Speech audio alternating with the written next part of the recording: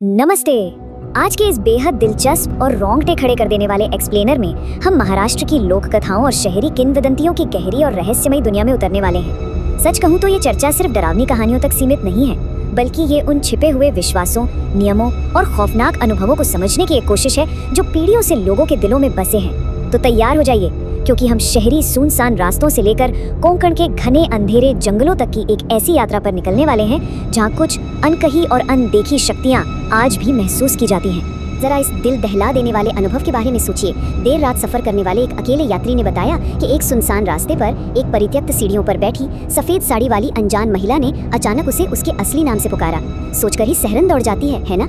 अज्ञात चीजें तब सबसे ज्यादा खौफनाक हो जाती हैं जब वे व्यक्तिगत हो जाती हैं। ये घटना एकदम सटीक उदाहरण है कि कैसे एक आम सी रात अचानक एक भयानक और खौफनाक मोड़ ले सकती है।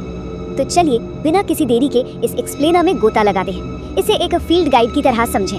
हमने इन अलौकिक अनुभवों को 5 स्पष्ट श्रेणियों में बांटा है। पहले हम बात करेंगे शहरी भूतों की, फिर बुरी आत्माओं और शरीर पर कब्जे की, उसके बाद कोंकण की रहस्यमयी लोक कथाओं की, फिर कुछ रक्षक आत्माओं की और अंत में प्रेतवादित संस्थानों की। शुरुआत करते हैं पहली श्रेणी से, शहरी भूत और यात्रियों का डर। दिन के उजाले में जो शहर बिल्कुल सुरक्षित और परिचित लगता है, वही रात के अंधेरे में एक अलग ही रूप ले लेता है। लोकल ट्रेन की वो आखिरी यात्राएं या स्टेशन से घर तक का वो सुनसान पैदल रास्ता, ये वो समय होता है जब शहर के किनारों पर कुछ अनजानी चीजें इंतजार कर रही होती है। अब इन लोक कथाओं की सबसे दिलचस्प बात ये है कि इस अलौकिक दुनिया के कुछ बहुत ही सख्त नियम होते हैं, जैसे कि रात के समय मांसाहारी भोजन साथ न रखना या अंधेरे में तेज इत्र न लगाना। ये कोई मामूली अंधविश्वास नहीं है, बल्कि एक तरह का सुरक्षा तंत्र है। अगर वो यात्री रेलवे ट्रैक के पास उस अनजान आवाज का जवाब दे देता तो क्या होता? नियम तोड़ने के परिणाम अक्सर बहुत भारी पड़ते हैं। और जब ये नियम टूटते हैं या परिस्थितियां बिगड़ती हैं तो क्या होता है? दादर के इस रोंगटे खड़े कर देने वाले मामले को ही ले लीजिए। यहाँ एक प्रेत ने केवल डराने की सीमा को पार कर दिया और सीधे शारीरिक हमला किया। एक व्यक्ति को सुनसान सड़क पर धक्का दिया गया और उसी रात उसे अपने बिस्तर पर भयानक स्लीप पैरालिसिस यानी नींद के पक्षाघात का अनुभव हुआ। उसे ऐसा लगा जैसे वही सफेद कपड़ों वाली आकृति उसकी छाती पर बैठी है। मानसिक डर का इस तरह शारीरिक प्रहार में बदल जाना सच में भयानक है। सुनसान सड़कों से आगे बढ़कर अब हम इस एक्सप्लेनर के दूसरे और कई अधिक आक्रामक हिस्से में प्रवेश कर रहे हैं, बुरी आत्माएं और शरीर पर कब्जा। ये एक ऐसा खौफनाक स्तर है जहां कोई भी घर का दरवाजा या दीवार किसी को सुरक्षित नहीं रख सकती। डोंबिवली की एक घटना शरीर पर कब्जे के इन खौफनाक चरणों को एकदम स्पष्ट करती है। एक युवा लड़की शादी के लिए तैयार होकर एक पुराने कब्रिस्तान के पास से गुजरी। उसने इत्र लगाने और बाल खुले रखने के नियम को अनजाने में तोड़ दिया था। और फिर रात के 2 बजे उसकी डरावनी हंसी गूंजने लगी, वो अजीब तरह से रोने लगी और सबसे खौफनाक बात, उसके शरीर और कमरे की दीवारों पर बिना किसी कारण के बाघ के पंजों जैसी गहरी खरोंचें उभर आईं। अंत में एक तांत्रिक को बुलाकर अग्निकुंड के साथ एक बहुत ही उग्र अनुष्ठान करना पड़ा। लेकिन क्या कभी सोचा है कि ये डार्क एंटिटीज आती कहाँ से हैं? ये अक्सर भयानक मानवीय त्रासदियों की उपज होती हैं। डोंबिवली के उसी घर की दुखद कहानी पर गौर करें। एक परिवार अत्यधिक तनाव में था, जिसके चलते पिता ने गैस सिलेंडर खोलकर आग लगा दी और बाद में खुद फांसी लगा ली। ये घटना बहुत ही शानदार लेकिन दर्दनाक तरीके से दर्शाती है कि कैसे असल जिंदगी की त्रासदी किसी जगह को शापित कर देती है और वो बचा हुआ दर्द एक ऐसी अलौकिक शक्ति बन जाता है जो बाद में वहाँ रहने वाले निर्दोष लोगों को सताती है। चलिए अब चलते हैं तीसरे भाग की ओर, कोंकण की लोक कथाएं और अलौकिक टकराव। शहर की कंक्रीट की दीवारों से बहुत दूर कोंकण के घने जंगलों में प्राचीन ताकतों का एक बिल्कुल अलग ही महाकाव्य जैसा टकराव देखने को मिलता है। यहीं परिचय होता है जोड़ भूत से। ये एक बहुत ही विशिष्ट और खतरनाक आत्मा है। इसकी सबसे अजीब बात यह है कि यह 2 पेड़ों की उलझी हुई शाखाओं के बीच मौजूद रहता है। एक गांव के त्योहार के बाद देर रात लौट रहे एक लड़के ने अनजाने में शोर मचाने का नियम तोड़ा और इस जोड़ भूत का शिकार बन गया। कब्जा इतना तीव्र था कि वो लड़का एक अमानवीय गति से भागकर अंधेरे बगीचे में छिप गया और उसे पकड़ना लगभग नामुमकिन हो गया था। लेकिन कहते हैं ना, प्रकृति में हर ताकतवर चीज का कोई ना कोई तोड़ जरूर होता है, और यहीं गिराहा की एंट्री होती है। गिराहा एक जल आत्मा है जिसकी मौत पानी में डूबने से हुई थी। वैसे तो गिराहा खुद एक खतरनाक शक्ति है जो लोगों को पानी की गहराइयों में खींचती है, लेकिन दिलचस्प बात यह है कि कोंकण की लोक कथाओं में इसे जोड़ भूत के प्रभाव को खत्म करने वाले एकमात्र प्राकृतिक दुश्मन के रूप में भी जाना जाता है। इन दोनों ताकतों का ये अंतर समझना वाकई बेहद रोचक है। एक तरफ है पेड़ों पर रहने वाला बेहद आक्रामक और जिद्दी जोड़ भूत जो शरीर छोड़ने को तैयार ही नहीं होता, और दूसरी तरफ है पानी से जुड़ा गिरहा जिसका एक प्रहार किसी भी आत्मा के कब्जे को तोड़ सकता है।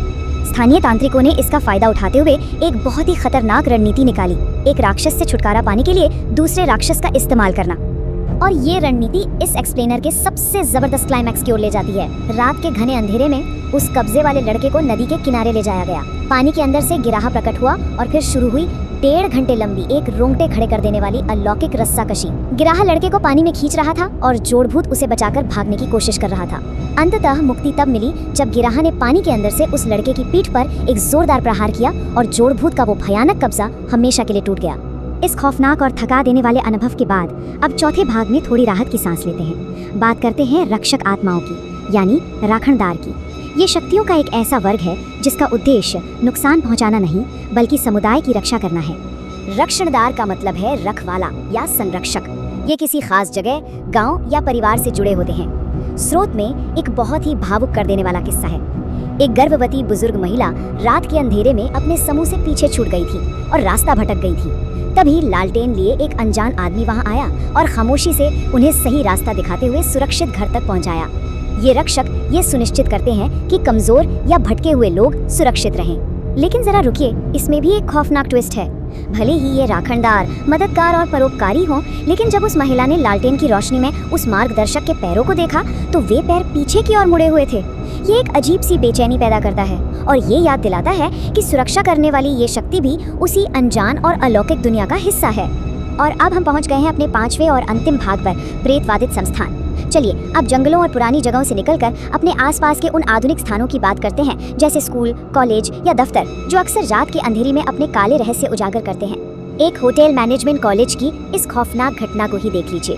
कुछ छात्र इवेंट की तैयारी के लिए रात भर कॉलेज में रुके थे। सख्त मनाही के बावजूद एक छात्र ने रात में लिफ्ट का इस्तेमाल किया।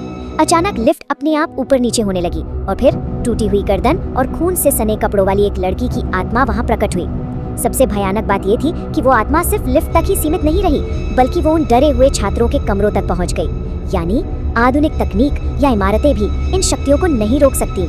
लेकिन इस भूतिया कहानी की जड़ में एक बेहद दुखद वास्तविकता छिपी थी। उस आत्मा के कॉलेज में भटकने का कारण एक दर्दनाक घटना थी। असल में वो एक ऐसी छात्रा थी जिसे इतना ज्यादा परेशान और प्रताड़ित किया गया था कि उसने उसी इमारत में आत्महत्या कर ली थी। यही दुखद सच्चाई इस कहानी को सिर्फ एक भूतिया किस्सा नहीं बल्कि एक गहरी और झकझोर देने वाली हकीकत बना देती है। तो इस पूरे एक्सप्लेनर के अंत में एक बहुत ही गहरा सवाल सामने आता है। आज हमने देखा कि अलौकिक दुनिया सिर्फ मनगढ़ंत कहानियां नहीं है, बल्कि ये अक्सर इंसानी दर्द, त्रासदियों और अनकहे रहस्यों से जुड़ी होती हैं। तो अगली बार जब कोई सुनसान लोकल ट्रेन में सफर कर रहा हो या किसी पुरानी इमारत की लिफ्ट में अकेला हो, तो ये ख्याल जरूर आएगा, क्या ये रोजमर्रा की जगह वाकई में खाली है या ये किसी अलौकिक अतीत को आज भी अपने अंदर समेटे हुए हैं। इस रहस्यमयी और ज्ञानवर्धक सफर में साथ बने रहने के लिए बहुत बहुत शुक्रिया।